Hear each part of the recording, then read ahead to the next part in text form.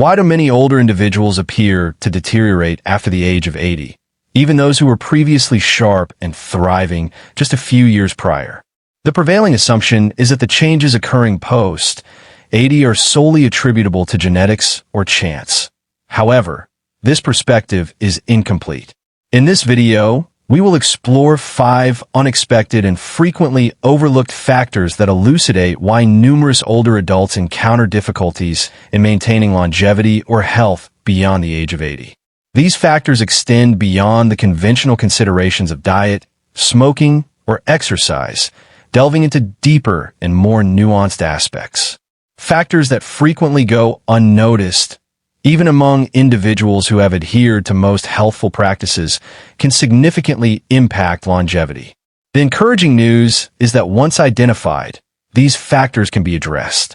If you have ever contemplated what impedes longevity beyond the age of 80 and how to mitigate these obstacles while time permits, I invite you to remain engaged until the conclusion of this video. The following 5 unforeseen reasons may transform your approach to aging before it becomes too late. Let us commence with the first, the decline of microsocial engagement. One overlooked reason many older individuals do not live long after the age of 80 is the gradual decline of what experts refer to as microsocial engagement. These interactions are not the profound friendships or family gatherings, which remain significant, but rather the minor, seemingly trivial exchanges that once permeated daily life without conscious awareness. Consider how frequently one would greet the mailman, share a brief jest with the grocery store cashier, or acknowledge a neighbor walking their dog across the street. These brief moments of interaction were not merely enjoyable. They were instrumental in regulating your nervous system, enhancing your sense of belonging, and maintaining the acuity of your brain's social connections. However, after the age of 80, many older adults cease to visit stores independently, opting instead for online orders or assistance from family. They may refrain from conversing with strangers due to diminished hearing or avoid outdoor activities because of inclement weather or instability in their knees. As these minor social interactions diminish, as individuals withdraw, a corresponding decline in vitality occurs. Notably, many remain oblivious to this phenomenon, mistakenly believing they are merely streamlining their lives.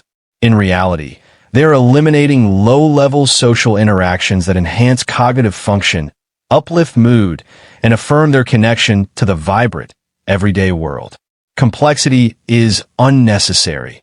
I have encountered men in their 80s who maintained mental acuity simply by visiting the same coffee shop each morning and greeting the familiar staff. The individual acknowledged the same trio at the corner. That brief interval of human interaction was not merely habitual, but essential. It provided structure to their day, fostered accountability, and instilled a sense of visibility. The absence of such connections incurs a biological toll, as the brain perceives both profound and nuanced loneliness as a stressor.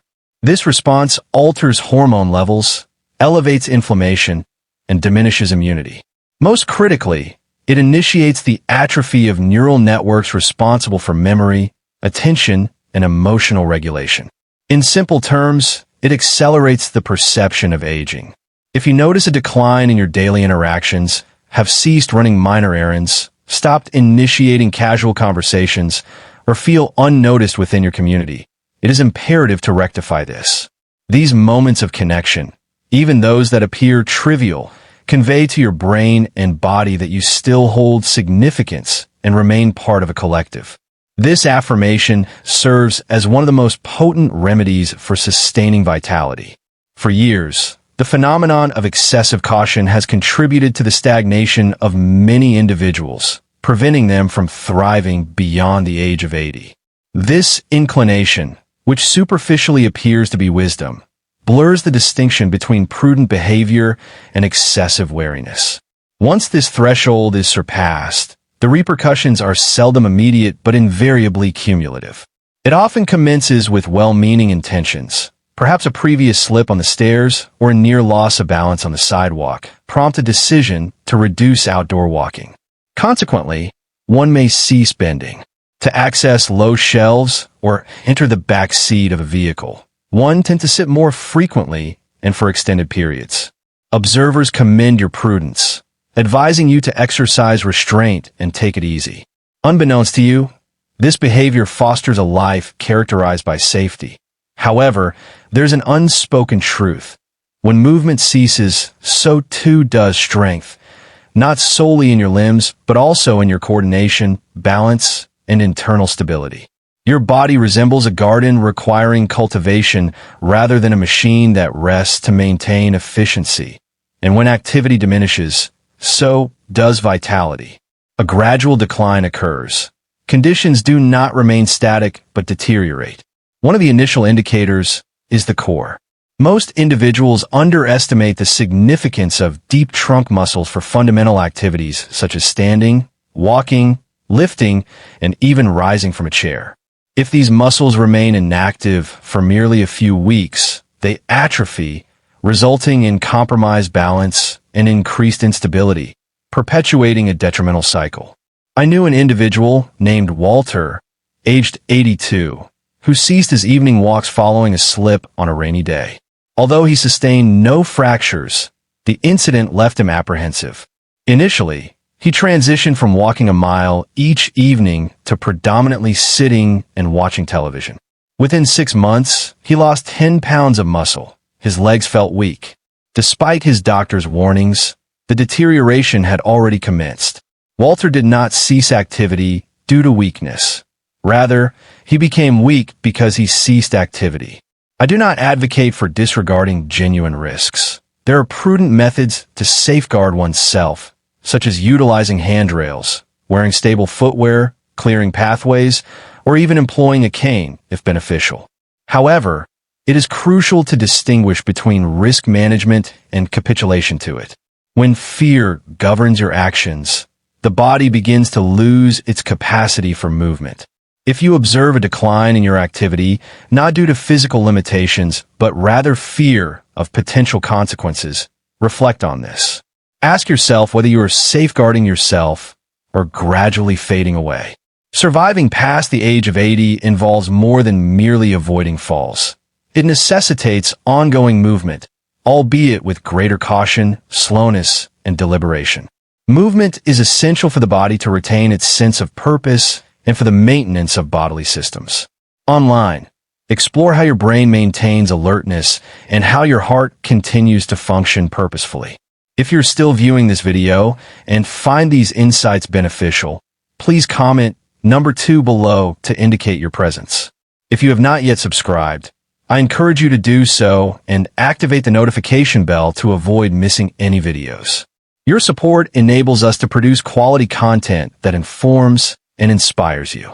Now, let us proceed to number 3, disrupted sleep cycles due to irregular light exposure.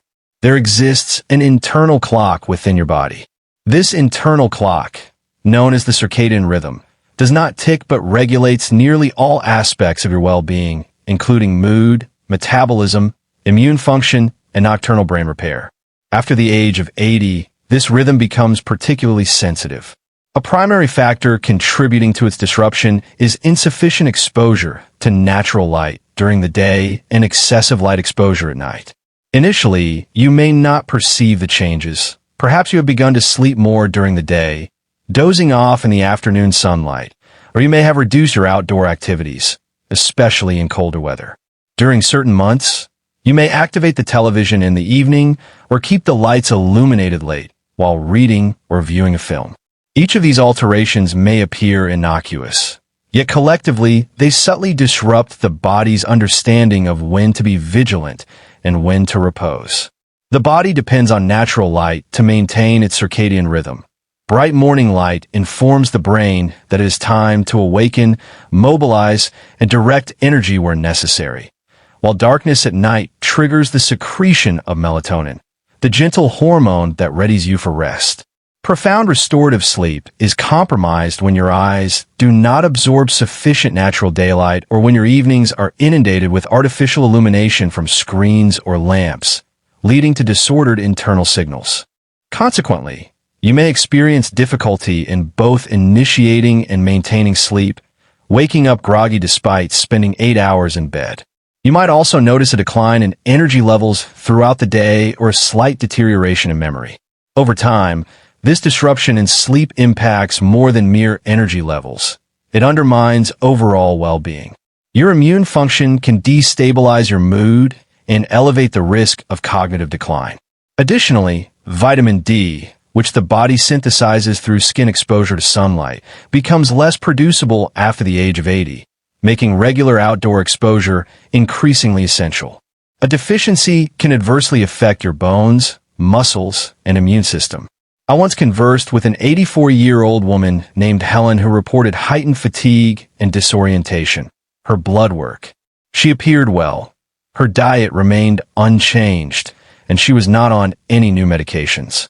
The pivotal moment occurred when her doctor advised her to spend 20 minutes each morning by the window with the blinds fully open and to turn off screens 1 hour before bedtime.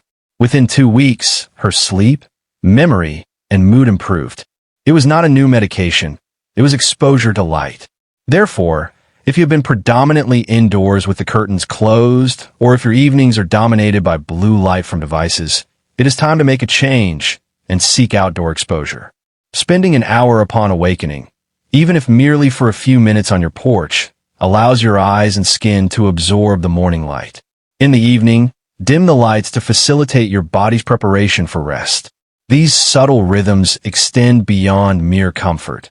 They are essential for survival. Many individuals fail to recognize that aging is not solely a result of wear and tear. It also stems from disorganization and misalignment of bodily systems. By reinstating your light cues, sleep schedule, and daily rhythms, you can restore this organization. Even at 85 years of age, your body remains on schedule, in motion, and present. Emotional suppression stemming from loss and isolation is prevalent. By the time individuals reach their 80s, they have endured more loss than younger individuals can fathom, such as the death of a spouse, sibling, lifelong friend, or even a child. While the external world may extend polite sympathy, it seldom recognizes the extent to which these losses accumulate, not only in memory, but also within the body. Consequently, what frequently transpires after the age of 80 is not merely grief, but emotional turmoil. Suppression is the gradual, silent practice of internalizing pain rather than articulating it, of feigning resilience due to a perceived obligation or the absence of those who comprehend the magnitude of your loss. However, the reality is that the body retains unprocessed grief. When it remains unvoiced, unshared, and unfelt, it does not vanish. Instead, it accumulates, and over time, this emotional burden manifests physically, impacting your immune system, digestion, and sleep, ultimately altering your well-being. Your hormones induce a perpetual state of subdued tension within your nervous system, often manifesting silently. Externally, you may appear composed and assert that you are well. However, if your shoulders feel slightly burdened, your breathing has become more shallow, or your vitality has diminished to the point where you no longer recognize yourself, grief may be the underlying cause, even if it has remained unarticulated for years. I recall a man named George, aged 86, who lost his wife of 60 years. He seldom cried, claiming it was not his manner, stating he was managing adequately, but within a year, he had lost weight, ceased attending the senior center, and began experiencing sleep disturbances, not due to illness, but because his body was burdened with unexpressed sorrow. Emotional pain does not require dramatic expression to be detrimental, and by the time it manifests in one's health, the correlation is not always apparent. What sustains individuals beyond the age of 80 often transcends mere physical vitality. It encompasses emotional release, providing secure and open avenues for expressing sadness and fear.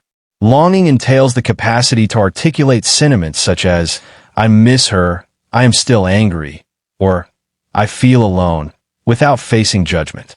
This form of release facilitates emotional rejuvenation, allowing the heart to breathe, which in turn promotes physical healing. Individuals who enjoy longevity often possess an outlet, be it a confidant, a journal, faith, a community group, or a therapist who aids in unpacking the narratives they have borne for years. Regardless of the medium, the underlying principle remains consistent. That which is expressed can be transformative. Transform what you suppress. If you have been harboring emotions not out of desire but due to uncertainty about their placement, it is imperative to create space, not solely for your emotional well-being, but for your overall existence. The reality is that the heart can only endure so much before it begins to subtly decline. To thrive beyond the age of 80, not merely existing but truly living, you must allow your heart to experience. If you are still viewing this video and find these insights beneficial, please comment 4 below to indicate your presence. If you have not yet subscribed, I encourage you to do so and activate notifications to avoid missing any videos. Your support enables us to persist in producing quality content that informs and inspires you. Now let us proceed. Number 5. The gradual loss of daily purpose. One of the most subtle reasons many individuals fail to thrive beyond the age of 80 is the gradual diminishment of something we frequently overlook until it is absent: daily purpose. This is not about life purpose in a grand philosophical sense, but rather the simple motivation that compels you to rise each morning. Engagement in activities, destinations, and social interactions need not be grandiose. It may involve mundane tasks such as tending to plants before the heat of the day, feeding the local cat that lingers at your doorstep, composing a letter to your granddaughter, or repairing the hinge on the back gate. However, when these small routines begin to fade and mornings present no impetus for action while evenings lack meaningful reflection, an internal decline ensues. The body heeds the signals of the mind, and when the mind no longer perceives a rationale to advance, consequently, the body succumbs to desire, resulting in diminished activity. Absent a sense of purpose, the physiological systems that once maintained your health begin to diminish in function, not due to malfunction, but rather in anticipation of a catalyst for reactivation.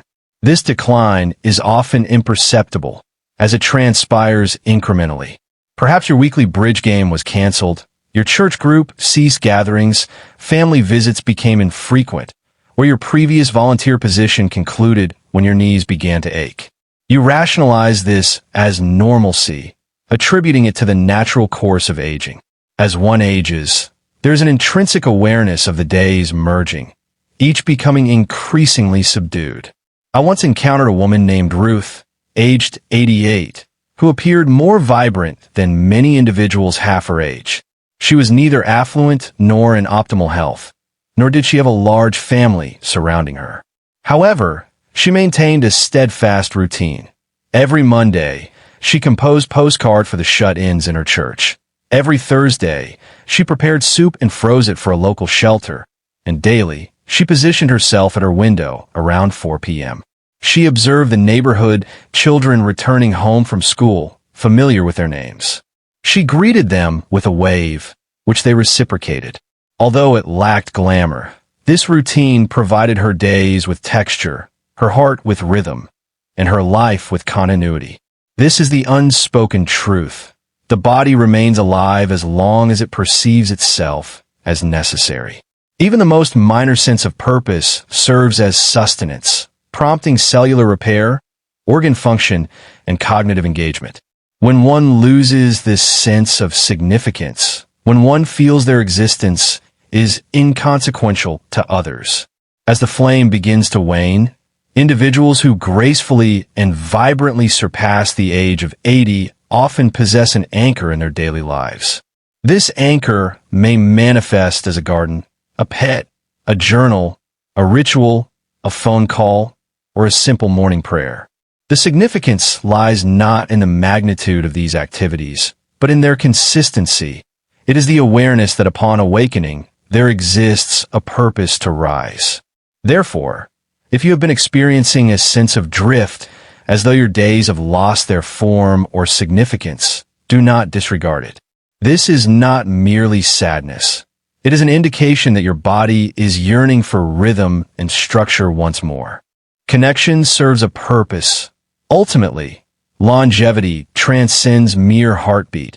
It encompasses the heart's intrinsic desire to persist, to remain connected, and to retain significance. This yearning propels individuals beyond the age of 80, enabling them to lead lives that continue to feel fulfilling. As we conclude this video, I wish to impart a straightforward yet profound truth. Most individuals do not diminish after 80 due to a singular event. It is not a diagnosis, a fall, or a birthday that abruptly alters everything, but rather a gradual, subtle decline.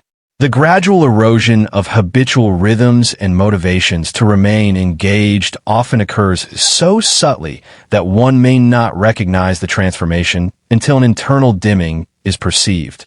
However, the positive aspect is that, akin to the gradual onset of these shifts, they can also be reversed incrementally.